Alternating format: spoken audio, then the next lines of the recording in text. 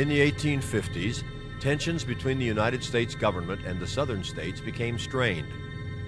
Although one country, many in the southern states, especially those of wealth and power, believed in strong states' rights and a plantation system based on slavery which ran the economy. This was threatened, they felt, with the election of Abraham Lincoln in 1860, representing a government and citizens in the North who were opposed to the valued Southern way of life. Southern states began to secede in December 1860, seizing government arsenals throughout the South, and by 1861 had begun to form their own central government. The Civil War began after Fort Sumter in Charleston, South Carolina was fired upon by the seceding Confederate States in April 1861. President Lincoln called for volunteer troops to put down the rebellion. This action by Lincoln caused several other southern states to secede, which plunged America into the Civil War. October 1861 marked the 6th month of America's Civil War. Since the beginning of hostilities in April, few decisive military actions had been fought between the armies of the two warring governments.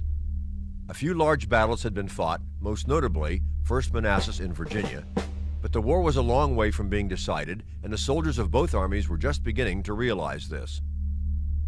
In late October 1861, in northern Virginia, most of a Confederate army under General Joseph Johnston was encamped, while not far away, Union General George McClellan's Army of the Potomac was taking shape in Maryland and Washington, D.C.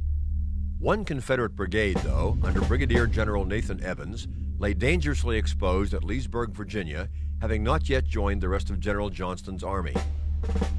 Aware of Evans' predicament, on October 19th, General McClellan set in motion a plan to drive Evans out of Leesburg. He directed General Charles Stone to find out the size of the enemy force and send patrols across the Potomac at Ball's Bluff. Ball's Bluff, rising 100 feet above the Potomac River, was located less than 3 miles northeast of Leesburg. Lying below the bluffs lay Harrison's Island, a small strip of land that divided the Potomac into 2 channels. From here, Stone would launch his mission. After midnight, October 21st, General Stone's plan began to unfold when 4 companies from the 15th Massachusetts Infantry crossed the Potomac and landed at Ball's Bluff. At about 4 a.m., these troops were joined by 2 other federal companies from the 20th Massachusetts, one commanded by a 21-year-old captain named William Francis Bartlett. This is his story.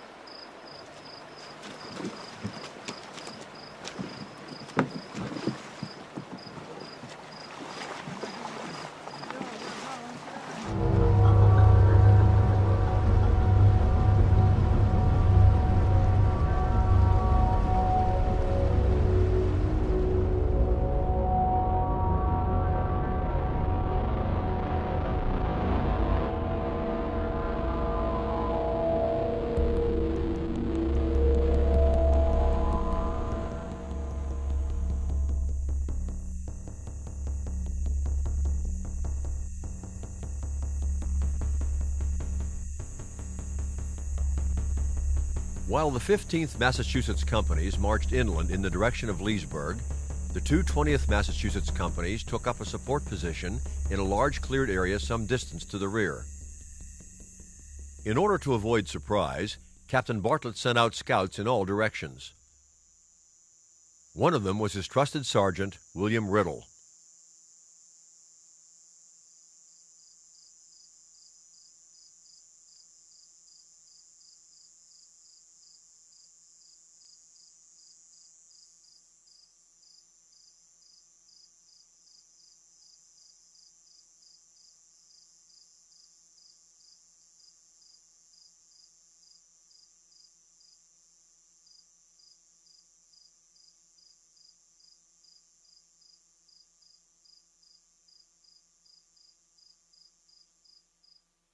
All was quiet until just short of daybreak.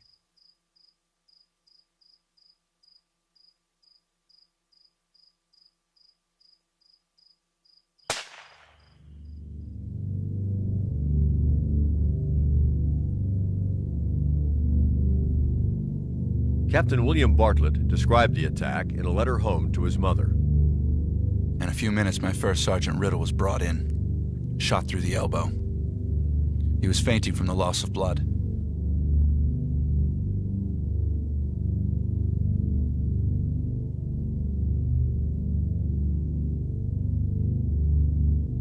We tied a handkerchief around his arm and sent him down to the river.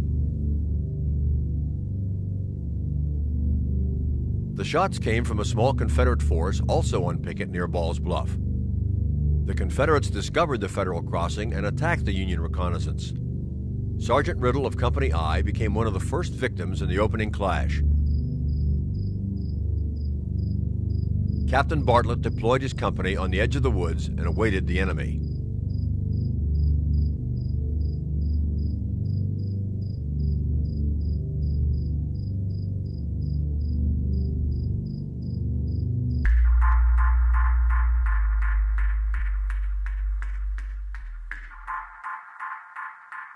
After some early morning fighting between the 15th Massachusetts and a growing force of Confederates, several hundred in number, coming from Leesburg, the 15th was ordered to fall back and form a new line.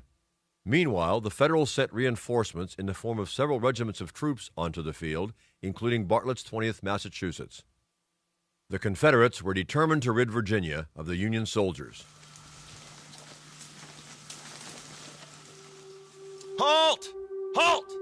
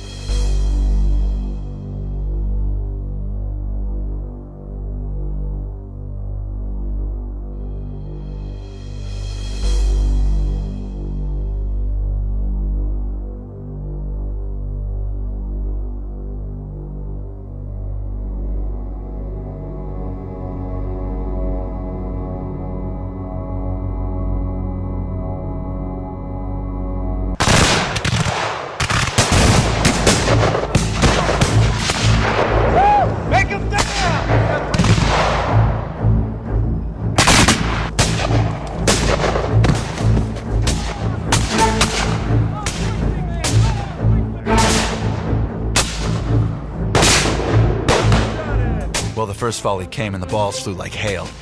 The whizzing of musket balls was a new sensation. I had read so much about being under fire and flying bullets that I was curious to experience it. They fired beautifully, too, their bullets all coming low, within 1 to 4 feet of the ground.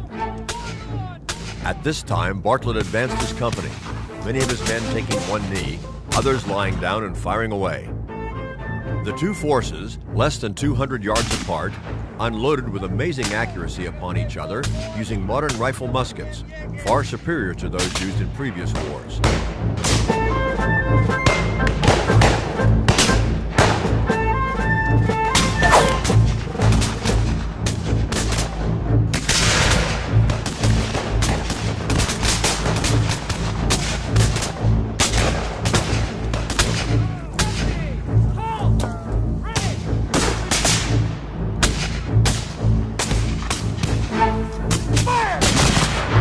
The outdated military formations used during the early war years placed the men in tight line formations, making them easy targets.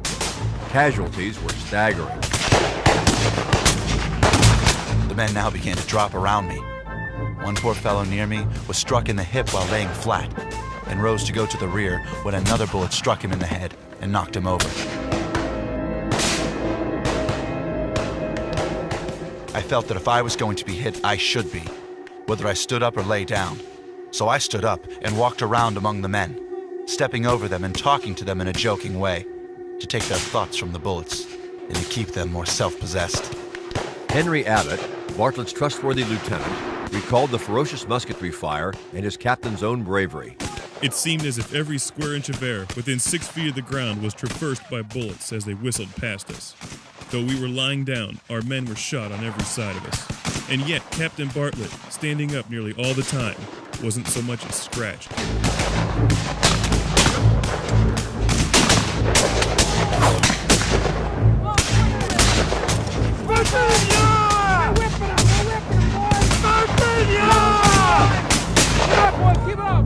Shortly after 4 p.m., the Union commander on the battlefield, Colonel Edward Baker, was killed by Confederate gunfire. His death threw the hard-pressed Union battle line into disarray. Throughout the fight, Captain Bartlett remained at his post and urged his men to stand fast against the enemy. Late in the afternoon, the Federal lines began to weaken and crumble, many men beginning to fall to the rear. Captain Bartlett made one last desperate attempt to save the day. I reasoned that we might as well be shot advancing on the enemy as to be slaughtered like sheep. I called on Company I for one last rally.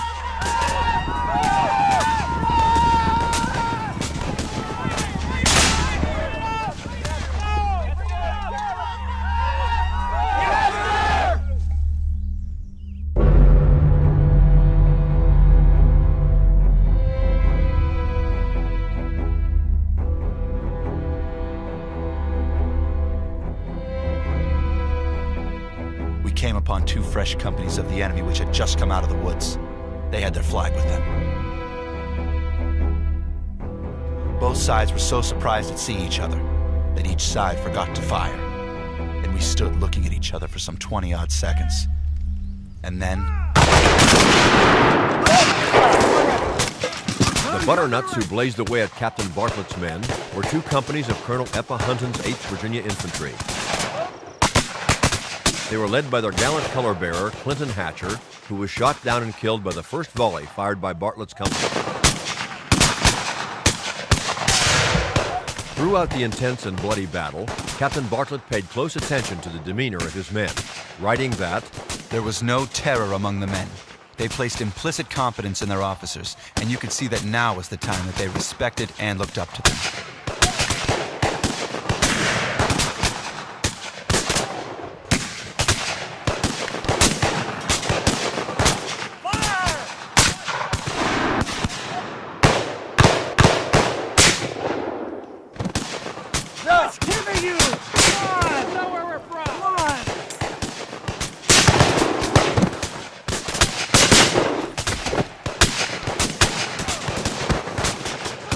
Union casualties began to mount.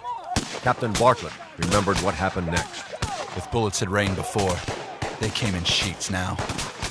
It is surprising that anyone could escape being hit. Come on! Yes, sir! Give me you! Yes, sir! Yes, sir! We were driven back again. Everything was lost now.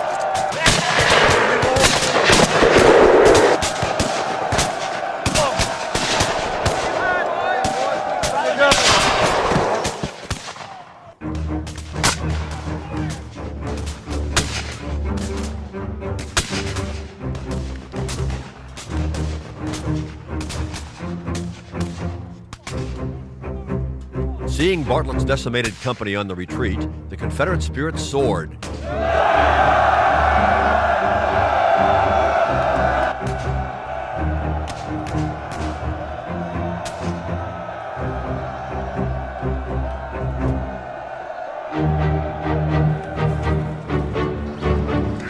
There's the enemy, boys!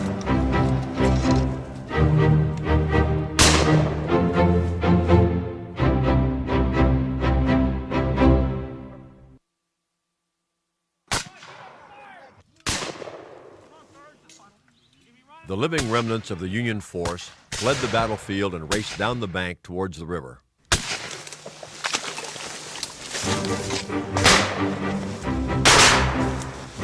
The Confederates, tasting victory, closed in for the kill.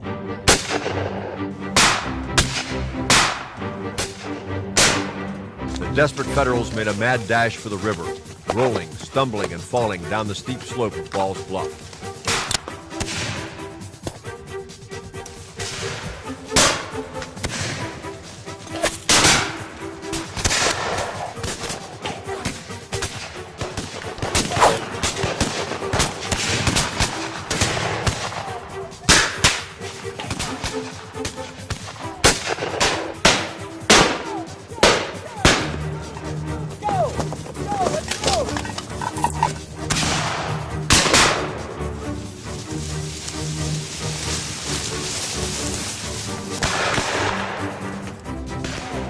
Hurrying his men down the descent, Captain Bartlett witnessed many horrible scenes, dead, dying, and horribly mutilated men all along the way. Many of these unfortunate soldiers were from his own company, and it pained him greatly to see them in such terrible agony.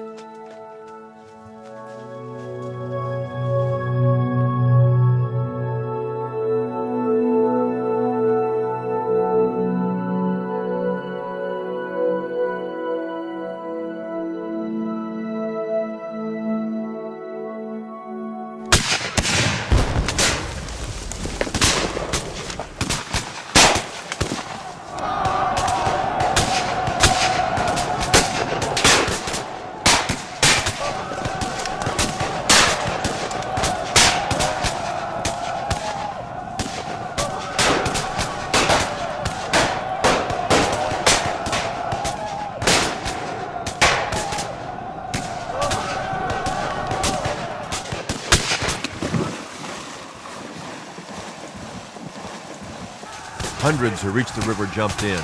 Many drowned in the attempt to reach the safety of Harrison's Island.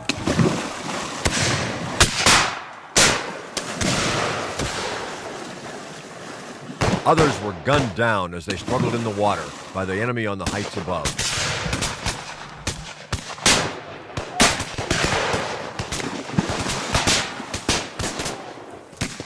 The water was full of human beings, struggling with each other and the water, the surface of which looked like a pond when it rains from the withering volleys that the enemy were pouring down from the top of the bank.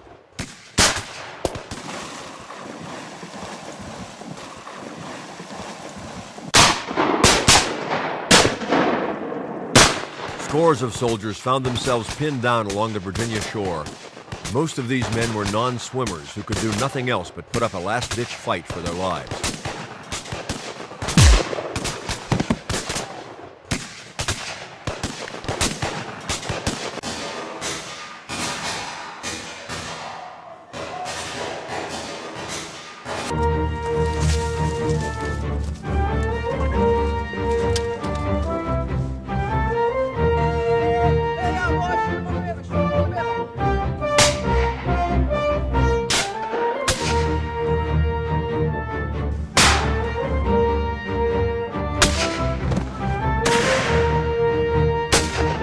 The battle grew in ferocity.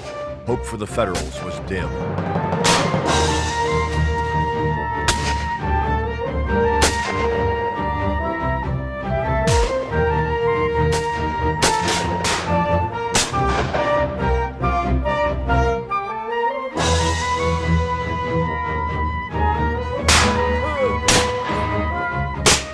Hey, shoot that one on the left there. See him?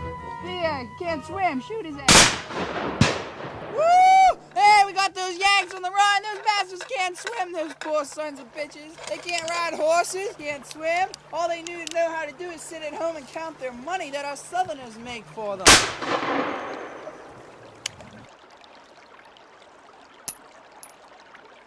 We got them on the run, fellas. Woo! They're running all the way to Washington now. We're proud of Airways Lincoln. What the hell?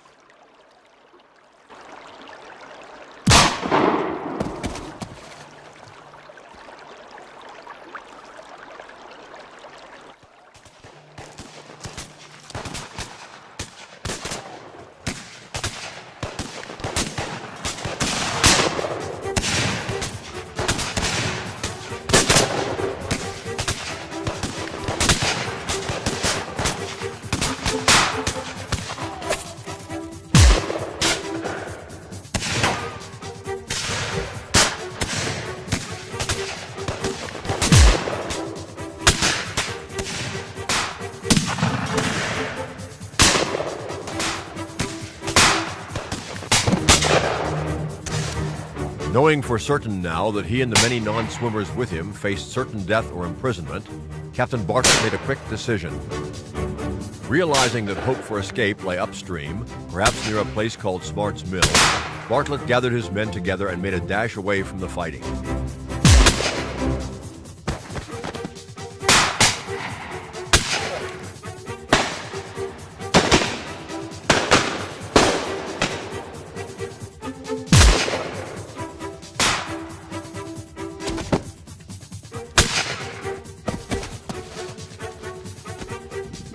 After a short trudge along the riverbank, Bartlett's party succeeded in reaching Smart's Mill. The captain recalled, I went and found a skiff next to the water. It was capable of holding 5 persons. The whole crowd made a rush for it. I had to use a little persuasion by stepping in front of it, drew my pistol, and swore to God that I would shoot the first man who moved without my order. It was the only thing that saved them.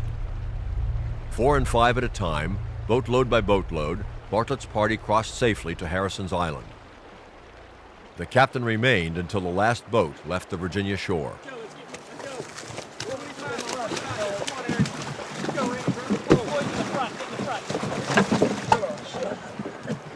Come on, let's go, let's go! We'll be back for you fellas as soon as we can. Let's go, let's go out of here.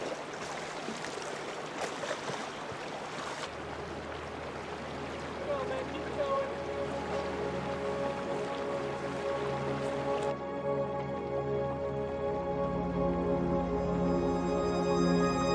Captain Bartlett's cool judgment saved many lives. His regiment, however, had suffered terribly. Rebel musketry killed or wounded 87 men. Another 111 were captured.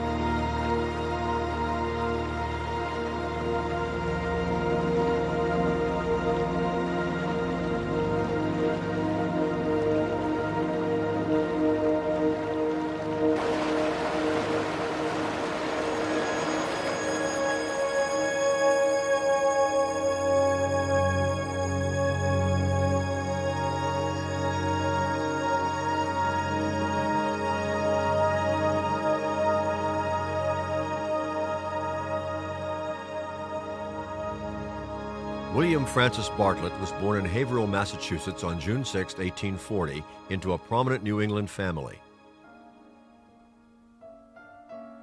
He was a student at the prestigious Harvard University in Boston. Bartlett was in his 3rd year of schooling when the war broke out. Almost immediately, many young Harvardmen cast aside their school books and began enlisting in volunteer regiments being raised throughout the North. William Bartlett was one of them. His military career began in April 1861 when he enlisted as a private for 3 months' service in the 4th Battalion, Massachusetts Infantry. Enlisted for 90 days, in the belief that the war would be resolved within that time period, the battalion was sent to Fort Independence in Boston Harbor for its entire 3-month term, serving as garrison troops. Bartlett and Army life were a perfect match. Not content with mere uneventful garrison duty, Bartlett was back in Boston by July when he was approached by his friend Francis Palfrey about raising a company of volunteers for a new regiment in which Palfrey would be a lieutenant colonel and Bartlett would serve as captain. Bartlett took up Palfrey's offer and began to recruit men for his company. Aided in his recruiting effort by Henry Abbott, a friend and fellow Harvard classmate also from Massachusetts, Bartlett's company began to take shape. Nantucket Island alone provided nearly 80 of the recruits. By August, the recruiting effort was complete, and William Bartlett was commissioned captain of Company I, 20th Massachusetts Infantry. The regiment mustered in for 3 years and was known as the Harvard Regiment, due largely to its Harvard-educated officer corps. In early September, Captain Bartlett's regiment was sent from Massachusetts to Washington, D.C., assigned to Brigadier General Frederick Lander's brigade of General Stone's division, which soon established camp in nearby Maryland. 6 weeks later, on October 21, 1861, Captain Bartlett's 20th Massachusetts and other federal units were engaged in the disastrous Battle of Ball's Bluff, Virginia. In November 1861, putting Ball's Bluff behind them, Bartlett and the 20th Massachusetts returned to camp and spent the fall and winter months encamped in Maryland.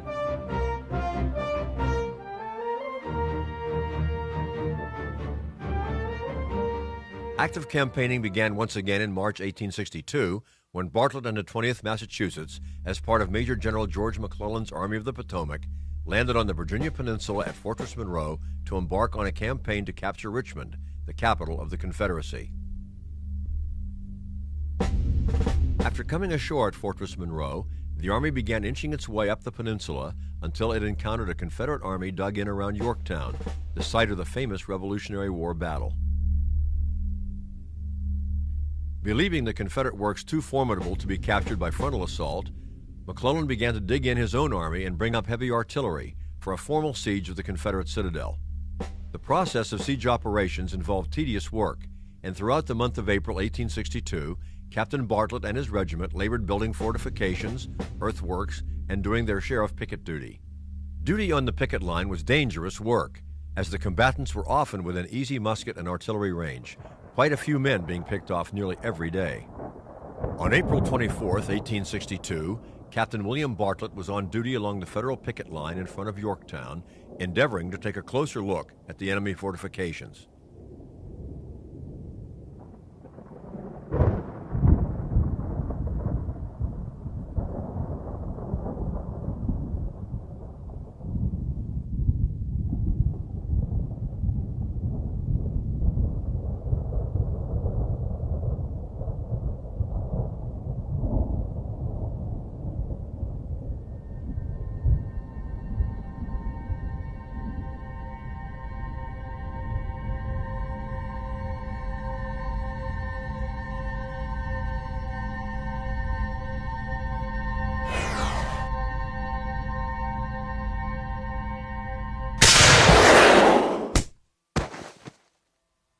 Bartlett's close friend, Lieutenant Henry Abbott, was nearby when Captain Bartlett was struck by the sharpshooter's bullet.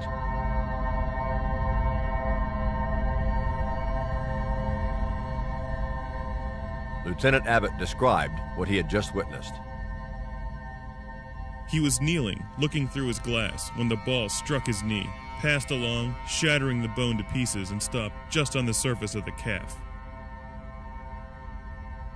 The ball, as he picked it out, was so covered with bone and flesh that I thought it a huge goblet of flesh. When he saw the bone, he said his leg was a goner.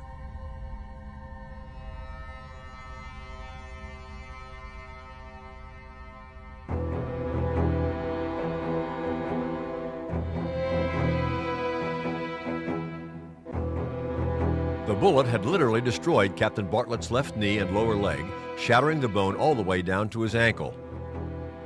In excruciating pain, Bartlett was carried to the rear to the surgeon's tent and placed on a makeshift operating table consisting of an old door confiscated from a nearby farmhouse. Surgeon Nathan Hayward of Bartlett's own regiment was there when he was brought in. The surgeon quickly went to work. Inserting a probe into the cavity created by the mini-ball, Hayward hoped to find the bullet's path, and indeed the bullet itself, if parts of it still remained lodged in Captain Bartlett's leg. What he did discover was massive damage far beyond repair. Hayward knew from experience that the limb could not be saved, but he did know that he could save his patient's life under one condition: amputation of the mangled limb 3 inches above the knee was decided upon, as the only treatment that offered him a chance of survival.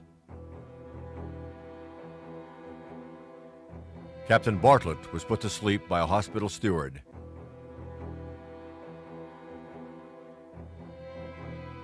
The amputation, which would take only 5 minutes to perform, was then begun.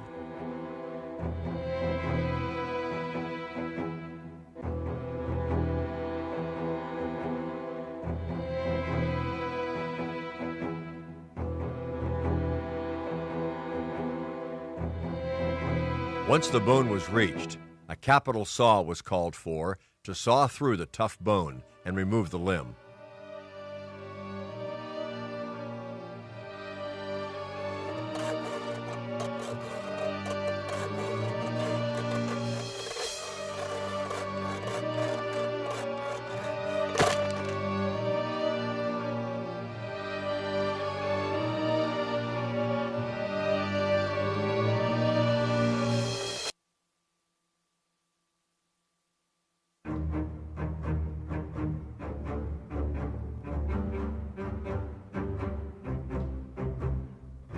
The amputation was pronounced a success.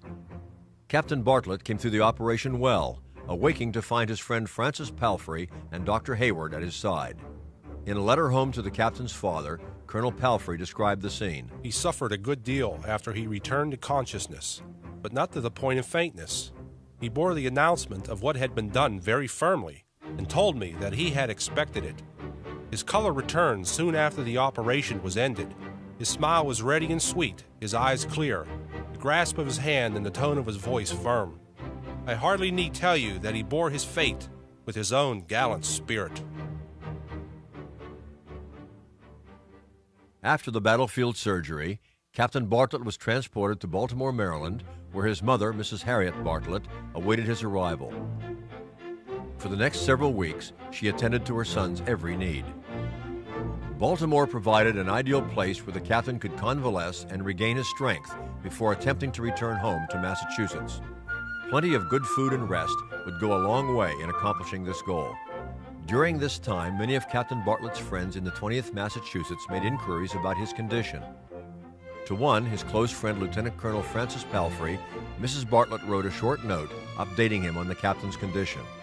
He has been improving in general health and strength and looking more like himself than I supposed he would in so short a time.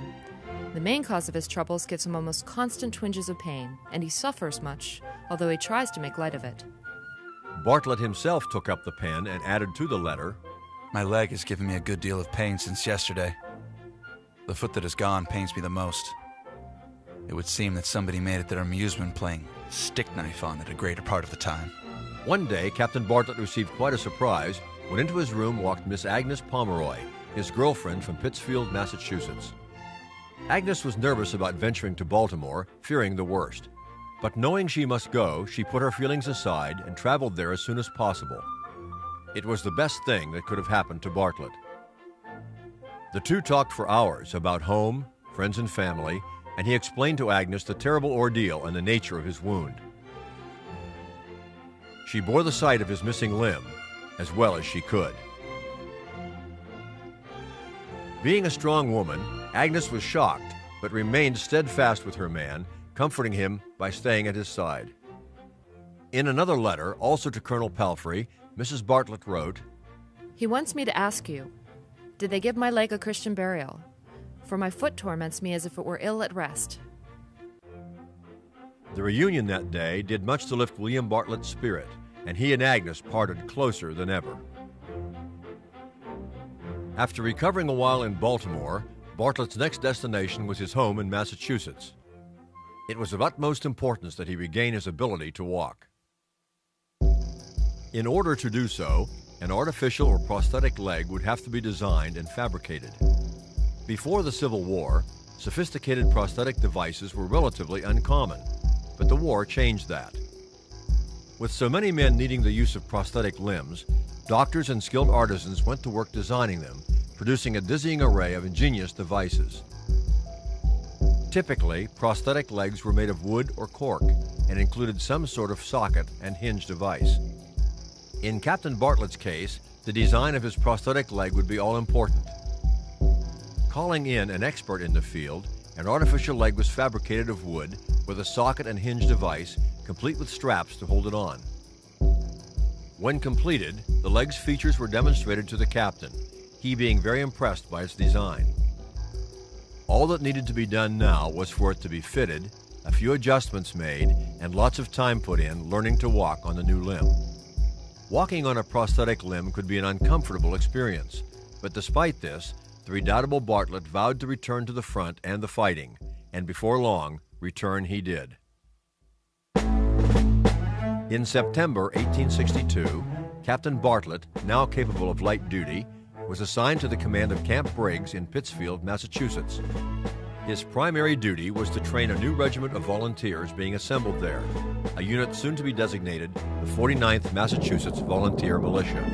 He quickly impressed the new recruits, one of them, Henry Johns, noting, "He has a natural aptitude for military life, every observer would declare. As few men, he looks the soldier. Though quiet, there is an air of command about him that would make obedience to his orders almost involuntary." Captain Bartlett personally took charge of drilling the men on a daily basis, once again coming under the observant eyes of Henry Johns. The other day, he put the regiment through battalion drill. What a noble voice he has, a deep bass, yet as clear and distinct as any tenor. It is full of command. He doesn't have to put any expletives to ensure attention and prompt obedience. They are all in the mere voice. Because the stump of his amputated limb often pained him, causing considerable discomfort when he wore his new prosthetic leg, Captain Bartlett often removed the device when drilling the troops. Standing on one leg, he would put the troops through the manual of arms, demonstrating the drill by shouldering a musket, or the leg itself. Recruit Henry Johns was amazed at Captain Bartlett's ability to perform this drill. It is a treat to see that man go through the manual of arms. For 2 hours at a time he will stand on that remaining leg, till half of us believe he never had any need of the one buried at Yorktown. Until the first week of November 1862, the regiment remained at Camp Briggs. It was then moved to Camp Wool in Worcester, Massachusetts. Desiring Captain Bartlett to be their commanding officer, the men of the 49th unanimously elected him to be their colonel. Eagerly accepting the command of the regiment, the young colonel led the 49th to New York City on November 28th and then on December 4th to Camp Banks on Long Island. Many units were being marshaled there for service in Louisiana, the 49th being one of them. In January 1863, orders came for the Berkshire Regiment to move to the front and join Union General Nathaniel Banks' Army of the Gulf. This would be important service, although the new soldiers hardly realized it. On January 23, 1863, the men of the 49th Massachusetts filed aboard the steamship Illinois and the next day swung away from the wharf, bound for New Orleans, Louisiana. 15 days later, Colonel Bartlett and the regiment were disembarked just north of New Orleans. Military control of the Mississippi River played a large role in determining which nation would ultimately prevail in the Civil War. The Mississippi was the lifeline of the Confederacy. The mighty river was a major north-to-south transportation artery and made it possible for the Confederate government to supply its armies as well as its civilian population with equipment and food. Gaining complete control of the river and of its many important cities was a major war aim of the Lincoln administration, meant to choke the South. By 1863, Union forces had seized control of most of the river and nearly all of its important cities. Only the southern strongholds of Port Hudson, Louisiana, and Vicksburg, Mississippi, continued to hold out. Upon arriving in Louisiana, Colonel Bartlett's 49th Massachusetts was assigned to the 19th Corps of General Banks' Army of the Gulf. In March 1863, Banks' army made a demonstration toward Port Hudson, the Confederate stronghold located on the Mississippi River 25 miles north of Baton Rouge. The operation fizzled when General Banks decided not to attack the formidable Confederate defenses. The army soon returned to Baton Rouge and went back into camp. During this period, Colonel Bartlett's health was often poor, once writing in his journal that, "It takes all the strength and vigor of a healthy man to drag round this ball and chain of a leg." Although unwell himself, his primary concern was always for the well-being of the regiment. In his field diary, he recorded these thoughts. "I only hope I shall not get shot until after I've had the regiment in one good fight. But really, they seem so entirely dependent upon me that if I should get knocked over at first, I don't like to think what would become of them. In May 1863, General Banks began marching his army back to Port Hudson for the second time. This time, he was fully intent on fighting Major General Franklin Gardner's army of 7,000 men, dug in behind formidable defensive works east of Port Hudson. On May 21, 1863, while on the march to Port Hudson, elements of Banks' army fought a small but sharply contested engagement known as the Battle of Plains Store. One of the units involved in the battle was the 49th Massachusetts, led by Colonel Bartlett.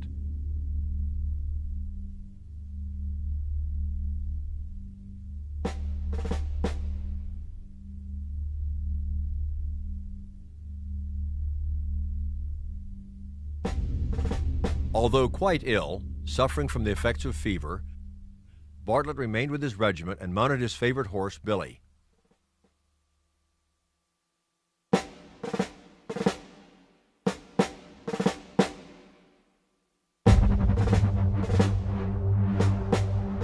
Rising to the situation, Colonel Bartlett rode to the front of his command, arriving amid the cheers of his faithful men. Shouting orders and words of encouragement, he soon received instructions to advance his regiment and take up a position in support of the front line. As the 49th Massachusetts moved forward, it soon came under fire, a new experience for most of the men. Private Henry Johns of the 49th recalled what it was like to be under fire for the very first time. Slowly we pressed our way. Soon wounded men and bleeding horses were brought to the rear. We pressed on to the music of the shells, the music shrieking, wailing, infernal. A lull in the action presently settled in over the field, which however was soon broken by the renewal of the fighting and the command, "Fall in, 49th." Colonel Bartlett led the regiment into a dense wood, where it was soon brought under enemy fire.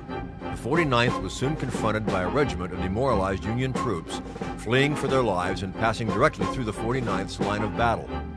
Holding his troops well in hand while the fleeing regiment passed through his ranks, Colonel Bartlett soon ordered the men to move forward to greet the advancing foe.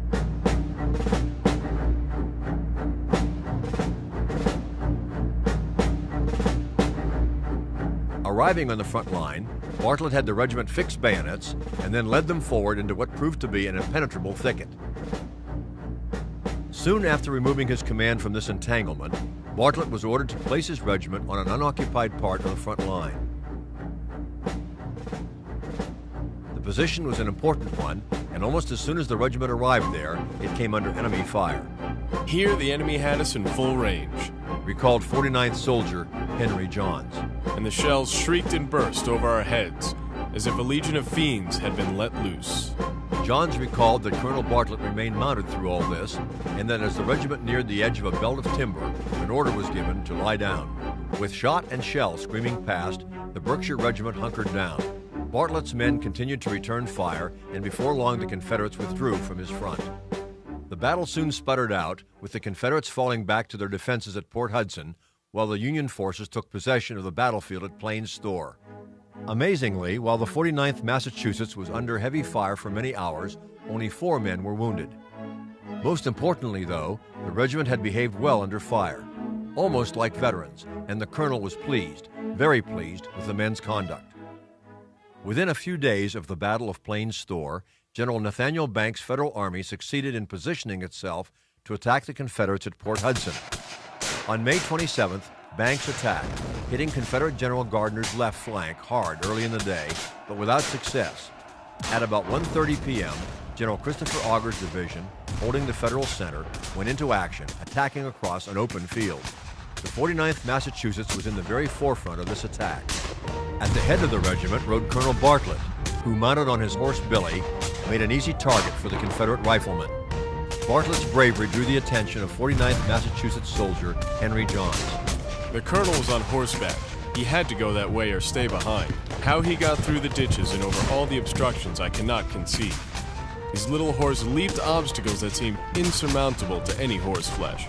The events of the day were also permanently etched in Colonel Bartlett's mind. I knew that my chances for life were poor, but I had to go on horseback or not at all. So I prayed that the life and limb might be spared and went in. We had got 2/3 across the slaughter field, when just as I was shouting to keep the men closed on the color, I went off my horse like a rocket. Falling to the ground in great pain, men from his regiment rushed to his side and carried their badly wounded leader from the field. The colonel had been hit twice, a round ball striking the joint of his left wrist, shattering the bone, while a buckshot struck the outside of his right ankle, glanced down, entered the flesh, and passed through the sole of his foot. The bullet, a round ball, was lodged snugly in the joint of his wrist and presented the surgeon with some difficulty in removing it. With skill and patience and the use of forceps, the surgeon was finally able to extract the ball.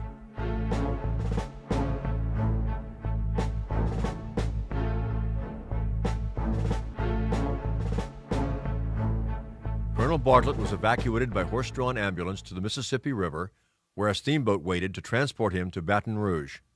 For 3 weeks, Colonel Bartlett remained in Baton Rouge under close medical supervision.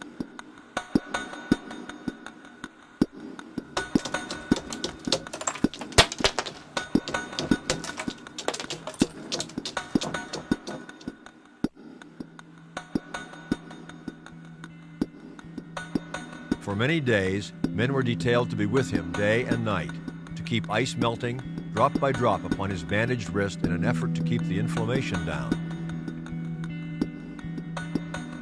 Medical practice of the day called for dressings to be applied wet and to be kept that way in the belief that water would keep the wound clean and sweet. One could only reason that this practice was considered useful because the freezing water would numb the pain and make the patient feel better. Throughout his recovery period, on more than one occasion, it was thought that the amputation of his wounded hand might be necessary. But by careful nursing and a lot of luck, the wound eventually began to heal. The wound was still debilitating, though, leaving the colonel's wrist permanently stiffened and the use of his fingers greatly impaired. The May 27th attack on Port Hudson, in which Colonel Bartlett had been wounded, ended in failure and had fearfully decimated his brave regiment, leaving 102 of his men strewn about the field, dead, dying, or wounded. For the balance of the campaign, the 49th was commanded by Major Charles Plunkett instead of Bartlett, who ably led it in the June 14th assault on Port Hudson. The Confederates were able to hold out until July 9th, when General Gardner at last surrendered his besieged men to the army of General Nathaniel Banks. While in Baton Rouge, one of Colonel Bartlett's soldiers, George Burbank, crafted a unique box sling to cradle the colonel's injured wrist. Unable to return to his regiment because of the severity of the wound, Colonel Bartlett was granted permission to return home to Massachusetts. On July 23, 1863, wearing the handsome new sling, he said goodbye to Louisiana and sailed for the North. On August 22nd, the rest of the 49th Massachusetts came home to Pittsfield in Berkshire County to be mustered out after having served its 9-month term of enlistment. Bartlett and his men were civilians once again. But unlike many, Bartlett was unwilling to stay at home and of no use, as he saw it, to his country in its time of peril. Many Army friends cautioned the impetuous young colonel about returning to the fighting too soon. His sweetheart Agnes was especially upset when in August he announced to her that he was returning to the Army to be the colonel of a new regiment. No, William, don't do this. Don't go. You have done and suffered enough, not for one man, but for 100. No, don't. Although he loved her greatly, her plea fell upon deaf and stubborn ears. William Bartlett returned to the front once again in the spring of 1864, this time at the head of a new regiment, the 57th Massachusetts Veteran Volunteer Infantry. He would soon lead his command into the very vortex of battle at the Wilderness. Upon arriving in Virginia, the regiment was assigned to General Ambrose Burnside's 9th Corps. Colonel Bartlett and the 57th joined a unit which, in conjunction with General Grant's Army of the Potomac, began a spring campaign against Robert E. Lee's Army of Northern Virginia. The movement began on May 4th and, led by Grant's army, went through a heavily wooded and rugged section of Virginia known as the Wilderness. After crossing the Rapidan River and continuing south, Grant hoped to march his troops through this area, just west of Fredericksburg, before General Lee could react to the movement. If the plan worked, Grant's army would be beyond Lee's right flank and in perfect position to offer the Southern Army battle. On May 5th, elements of Lee's army spotted the movement and marched eastward to block it. Fighting erupted, which lasted all day, producing thousands of casualties, but no clear-cut victor. The fighting resumed on May 6th and included Burnside's 9th Corps and the 57th Massachusetts. Colonel Bartlett and his men approached the smoky battlefield early in the morning of that second day.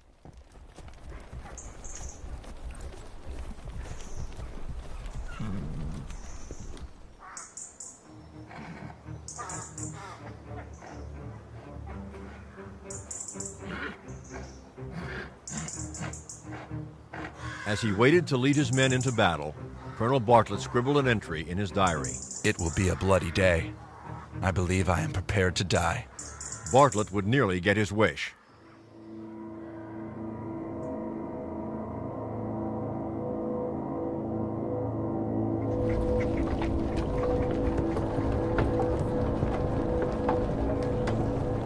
Take this, you Yankee son of a bitch. Leading his men into battle, the oft-wounded colonel was shot once again at about 11 a.m. when a round struck him a glancing blow to the head, just above the right temple, leaving him covered in blood and badly stunned. Clinging to his horse's neck, the wounded colonel was helped to the ground by some of his men. Rumors circulated throughout the regiment that the popular young colonel had been killed, but of course, the tough-headed Bartlett was still alive.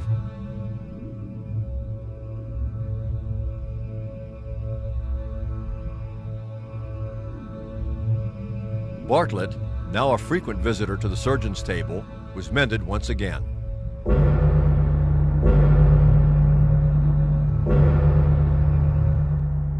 Despite his wounding, the 57th Massachusetts continued its attack, suffering staggering casualties that included 93 killed.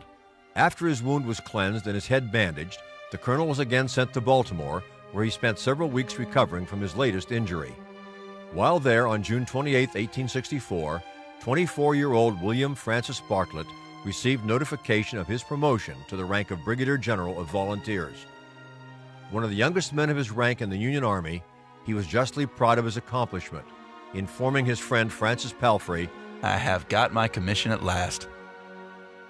In July 1864, General Bartlett returned to the front and took command of the 1st Brigade, 1st Division of the 9th Corps, then stationed and fighting in the trenches around Petersburg, Virginia.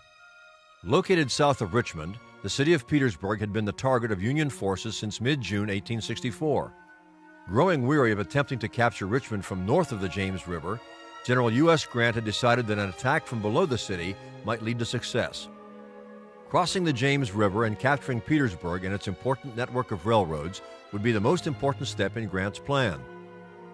Capturing Petersburg looked simple at the onset of the plan, but that thinking was proven wrong when a small but obstinate Confederate force deployed in prepared earthworks turned away the first Union attack on the city.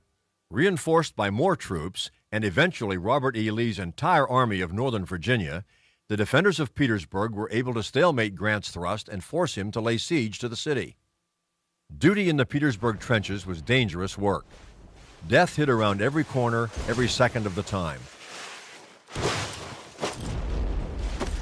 On July 23, 1864, General Bartlett wrote his mother a remarkable letter from the front. My dear mother, a bullet goes whizzing over my tent every few minutes as I write, and goes thus into one of the trees near, with a sound that makes you think what a headache that would give you if your head had been where that tree was. The bullets patter like rain at times against the outside of the stockade of logs. So you see, we are liable at any moment to be struck, even while reading a paper or eating dinner. It is weary on the body and mind, this being constantly under fire. Tomorrow, I must go down and examine the lines, which is of course dangerous, but I trust I shall get back safely. To give you an idea of the fire that is going on constantly, I will count the shots in the next minute.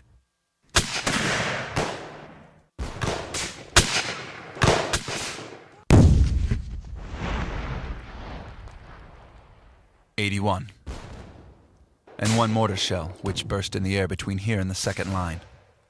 You must be prepared to hear the worst of me at any time. God grant it may not come, but you must be prepared for it. With love to all, ever your affectionate son, William F. Bartlett."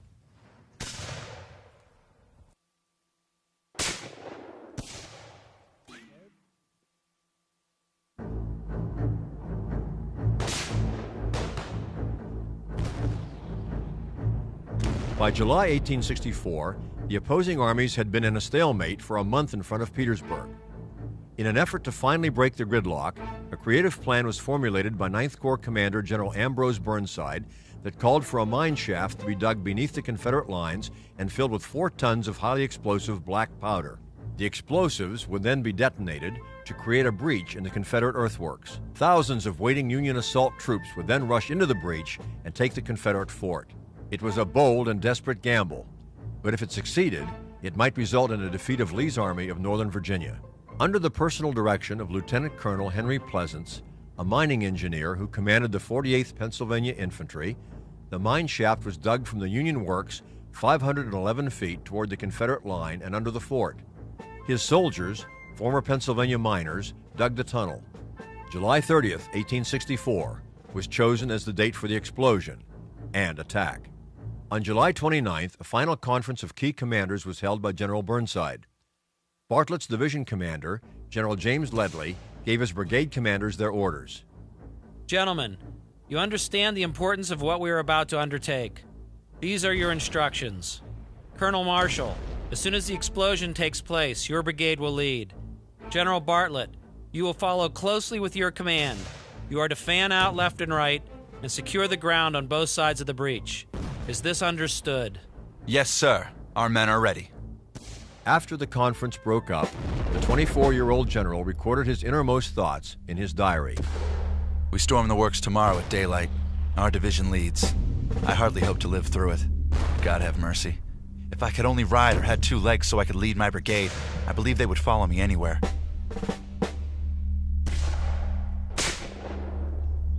I will try as it is.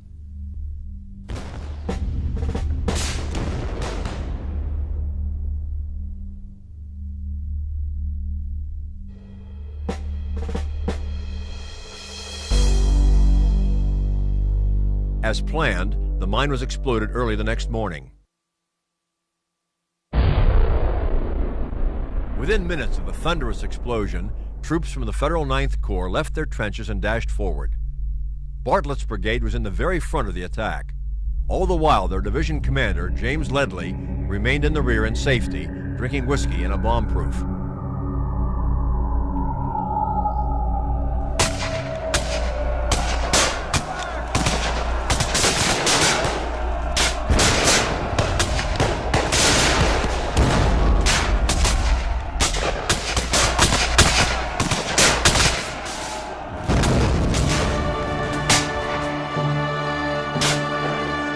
Confronting General Bartlett and his troops as they rushed toward the Confederate line was a giant crater, a large hole in the ground 25 feet deep, 50 across, and 170 feet in length, caused by the explosion of the gunpowder. Nearly 300 Confederate soldiers had been killed or wounded in the explosion, and the scene was one of utter devastation. As General Bartlett and his troops charged into this area, his optimism soon turned to concern, as hundreds and then thousands of troops poured into the crater. General Bartlett's concern was well-founded, as the men began to become confused and the forward momentum of the attack ground to a halt. Quite quickly, the stunned Confederate defenders began to regain their senses and to send reinforcements to the threatened sector of the line. A heavy volume of fire now began to pelt the Union troops crowded into the crater, and the whole attack now became one giant firefight.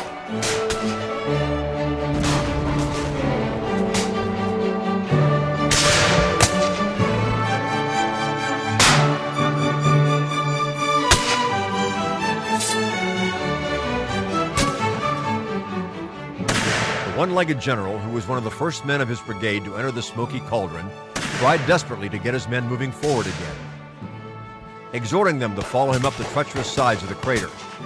With a Confederate flag waving defiantly just a few feet away, many tried but were shot down by well-aimed Confederate musketry.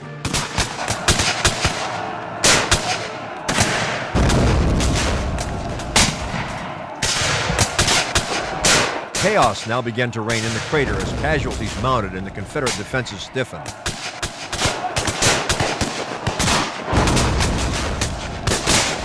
To make matters worse, many soldiers of Bartlett's brigade began to run out of ammunition. The Confederates were also short of ammunition, and in the desperate fighting, General Bartlett recalled the enemy throwing bayonets and bottles on us, and we returned them, for we got out of ammunition. Still, the fighting continued unabated.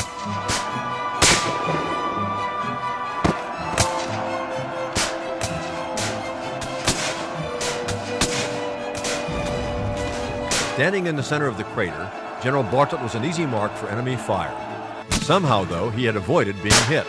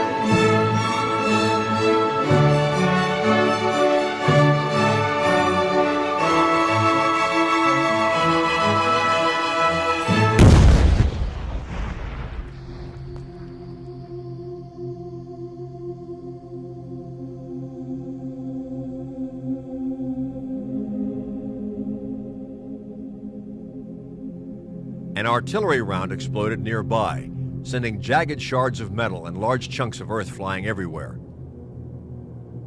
One chunk of mud ripped Bartlett's prosthetic leg from his body and sent him sprawling to the ground. Stunned by the blow and unable to move, he could do little to rectify the hopeless situation which faced his men in the crater. There was but one thing to do, and in the words of the general, to save further slaughter, there being no hope of being rescued.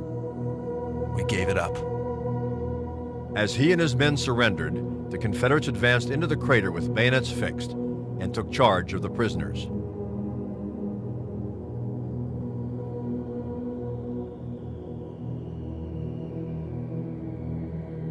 With a man under each arm, General Bartlett was helped from the crater.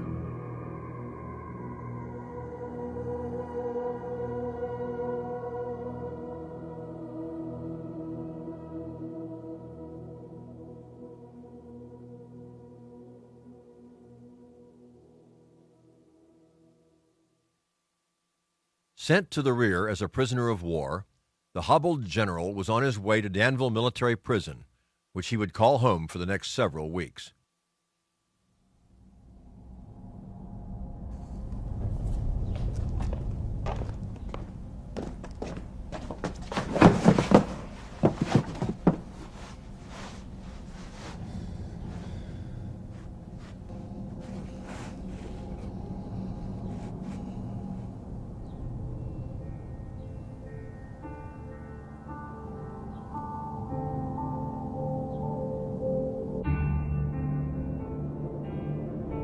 Danville Prison, located in Southern Virginia, near the North Carolina border, was a hot, loathsome, dismal place.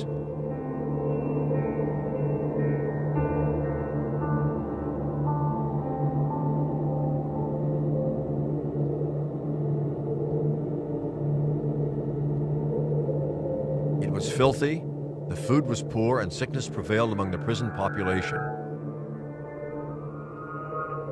In terrible physical condition, caused by his many wounds and overexertion, General Bartlett soon came down with a life-threatening case of dysentery. Dysentery, a horribly painful inflammation of the intestines, was a deadly wartime disease and claimed many lives. As the disease began to take hold, General Bartlett somehow managed to record its daily progression in his diary. The past few days seem like a horrible dream which I can never forget. The misery that I have suffered is more than I can ever tell. Pain in my bowels. Very bad.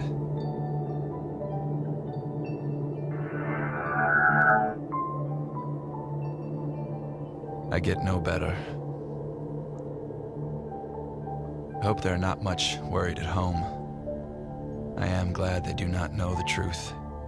Much pain still. Bowels. Very weak. No appetite. I don't know how long I can endure this. Seems to be my lot to suffer. As with most sick prisoners, General Bartlett had little to do but lie in misery, trying not to die, while thinking of home and freedom.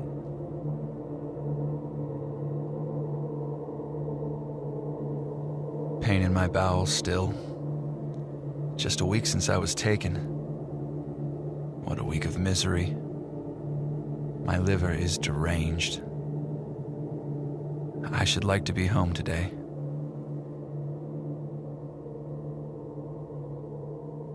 Another wretched, painful, weary day. Mustard poultice on bowels this morn. Never passed such a horrible night as last. Awake all night, passing blood freely. If I die here, I hope my friends will sift through the matter and learn the truth. The mustard poultice, a composition usually heated and spread on a cloth and applied to a sore or inflamed part of the body, apparently did little good, as General Bartlett noted in his diary entry of August 10th. Cannot last long at this rate. If I could only get to our lines in Baltimore, I would die contented.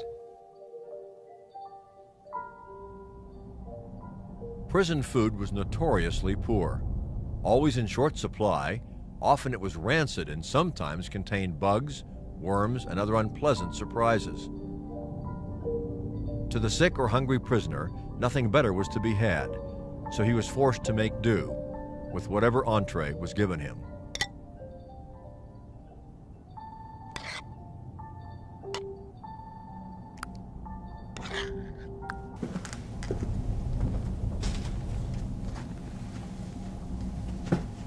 At long last, in mid-August, the young general overcame his debilitating sickness. As his health improved, good news arrived ordering his transfer to Libby Prison in Richmond. While in Libby, he was exchanged for a captured Confederate general named William Walker in September. Ironically, Walker was missing his right leg. Bartlett was once again a free man. After nearly 2 months of imprisonment, General Bartlett went to New York City, where he was reunited with his family. Waiting for him was his girlfriend, Agnes Pomeroy. The general recalled, "It almost repays one for the misery and pain, this meeting of her and I." Back home in Massachusetts, Agnes was often at his side during his long convalescence. They spent many hours together and she read him selections from his favorite books. But mostly they planned their future together, Bartlett recalling in latter years that these were very happy days. They were a perfect couple, he the war hero and she the beautiful daughter of a prosperous and well-respected businessman. On January 16, 1865, their engagement was formally announced. The Civil War formally ended on April 9, 1865, when General Lee surrendered to Ulysses S. Grant at Appomattox Courthouse, Virginia. Bartlett never saw action again. On October 14, 1865, he and Agnes were at last married. General Bartlett was mustered out of the service on July 18, 1866, bringing to a close the military career of Massachusetts' most distinguished soldier of the late War of the Rebellion. Now that he was out of the Army, both domestic and business matters took up most of his time. He and Agnes had their first of 4 children in September 1866. William Bartlett purchased a paper mill in 1867 and became general manager and part owner of the Pomeroy Iron Works located in West Stockbridge, Massachusetts.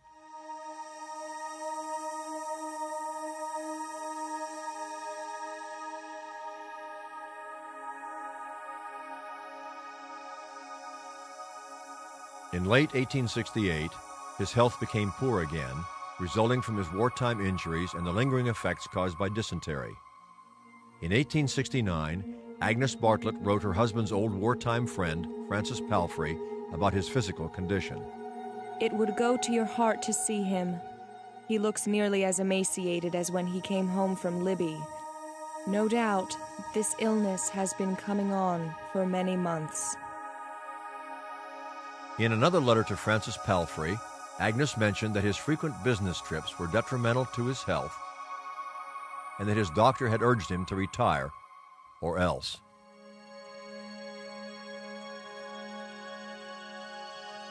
He suffers a great deal and sometimes longs for the rest of heaven.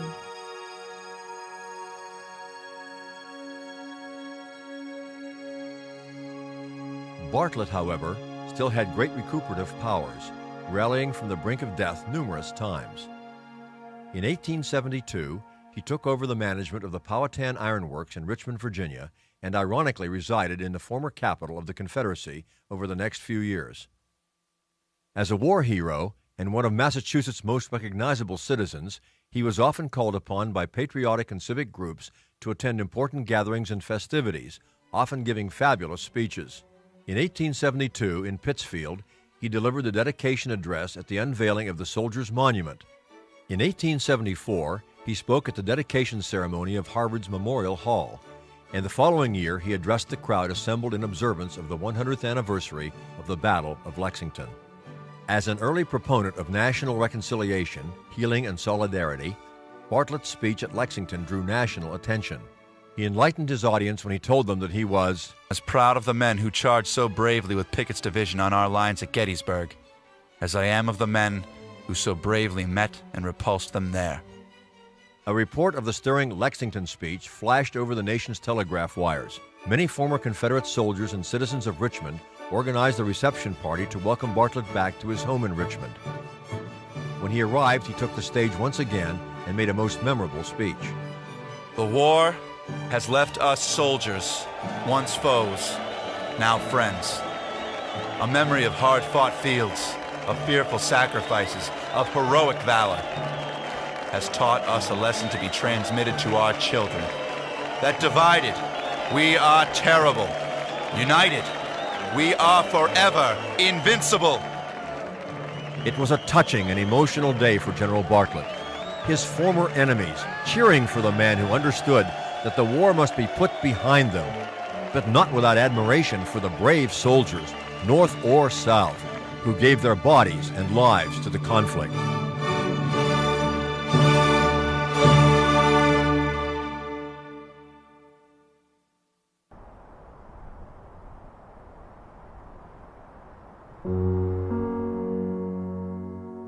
By late 1876, 36-year-old William Bartlett knew he was a dying man.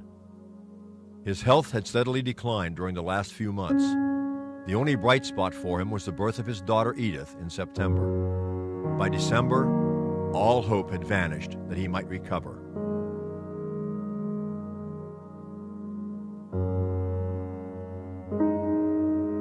With his beloved Agnes by his side, the gallant general passed away on Sunday, December 17th, 1876.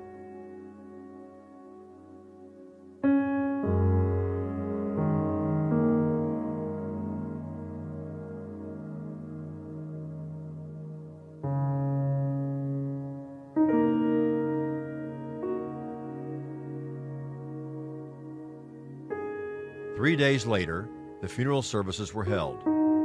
Bartlett was buried in Pittsfield Cemetery, where just before dusk the casket was lowered into the earth on Linden Slope. The passing of General Bartlett was mourned across the nation. His life was celebrated and memorialized in both verse and statuary. His beloved wife, Agnes, lived until 1909, while his youngest daughter, Edith, lived well into the 1950s. In his final days, William Bartlett wished no one to mourn his death, but rather to celebrate the life he had lived, a life devoted to family and country. The famous poet John Greenleaf Whittier summed up Bartlett's life best when he wrote, "His fame who led the stormy van of battle well may cease, but never that which crowns the man whose victory was peace.